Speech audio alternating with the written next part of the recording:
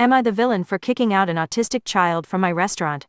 Or just enforcing basic respect in a public space? My name is Gina, 55F from upstate New York, and I run a family-owned pizzeria. My husband and I have been in the service industry for decades, and over the past few years, we've noticed a huge increase in rude customers, rude children, and a crazy level of entitlement.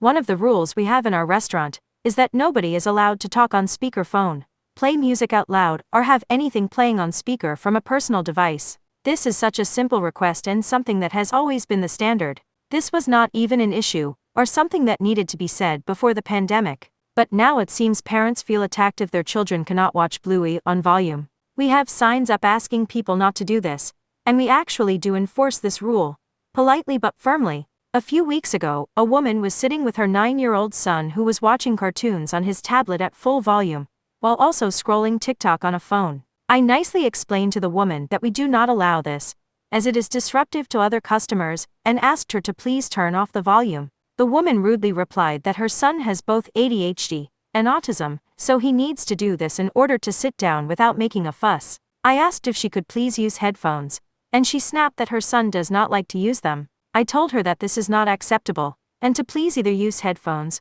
or set his devices to silent. About 10 minutes later, I was in the kitchen and heard loud banging noises coming from the dining room. I came out to find the child furiously banging his fists on the table, while the mom just sat there ignoring it. It was almost as if he was waiting for her to say something, but she did nothing. I asked her to please stop him, and she replied that he is on the spectrum, and this is just his normal behavior if he doesn't have a device to calm him down. The boy then stood up and started running around my restaurant, punching and kicking the other tables and chairs, and knocking things over. Another customer yelled at the mom to control your kid, or I will. She launched into a what sounded like a pre-rehearsed monologue about how autistic children deserve to occupy the same spaces as everyone else. I agree with this, but everyone still needs to behave appropriately. I told the woman that if she could not get her son's behavior under control, that she needs to leave. She was furious and stared, yelling about how it is illegal to discriminate against people who are on the spectrum,